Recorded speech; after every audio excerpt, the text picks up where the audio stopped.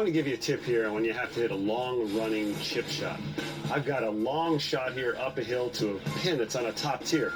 I can't slide the ball all the way. There's not enough room to stop it. So what I want to do is I want to run this ball, and I want to make sure that I get it to run up the hill. Stan Utley, one of the great short game teachers, gave me a great tip that I think will help you, and I'm going to show you how to do it. I've got an 8-iron here. I've really got to hit this ball pretty hard. But Stan said, hey, have you ever noticed how when you hit a hook shot with your driver, it runs further than when you hit a fade? That's what I'm going to do with this shot. I'm going to square up my stance. I'm actually going to try and close my shoulders a little bit.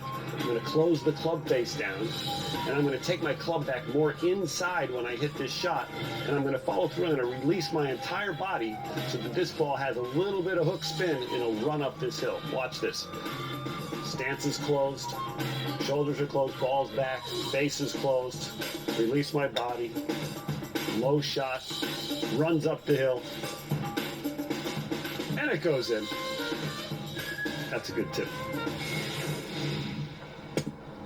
Oh, that's not the way to come back on Golf Channel Academy, Brad. What are you doing? Well, my friend Willie Wood, he says, how long's it been since you had a big old bowl of chili? That's a chili dip right there. And I want to show everybody why that happens and how the bounce of the golf club works. And what does bounce mean? What is bounce? And if you look at the clubs, I love to show people the difference in the sole, the bottom of the club.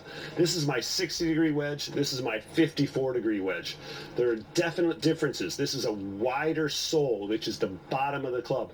The bounce is the angle, the difference between the leading edge of the golf club and the back of the sole. So that bounce angle is how you would measure the golf club from the leading edge to the back. The more the bounce, the more the bottom of the club can hit the ground first. Now here's a 54, thinner sole, more bounce, hits the ball lower with more bounce and doesn't dig as much. I want to show you how this works.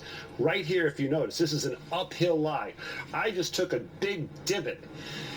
Traditionally, players have been taught, and I see this mistake made on the PGA Tour, and I see it be made with all the amateurs. They like to play the ball back in their stance. They think that's going to assure good contact. They lean the club shaft forward. They drive their knees forward. So what happens to the bounce of the club when you lean the shaft forward and you have an uphill lie?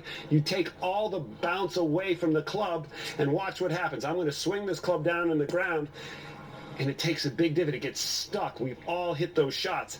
Now, if I take my 54-degree club, which has more bounce, if I put it forward like that, it adds bounce to the club. You can see now the back part of the flange is going to hit the ground first.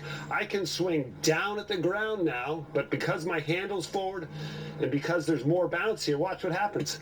It doesn't stick into the ground. So I'm going to hit this 54. I'm going to put it forward in my stance. I'm going to hit down on this ball.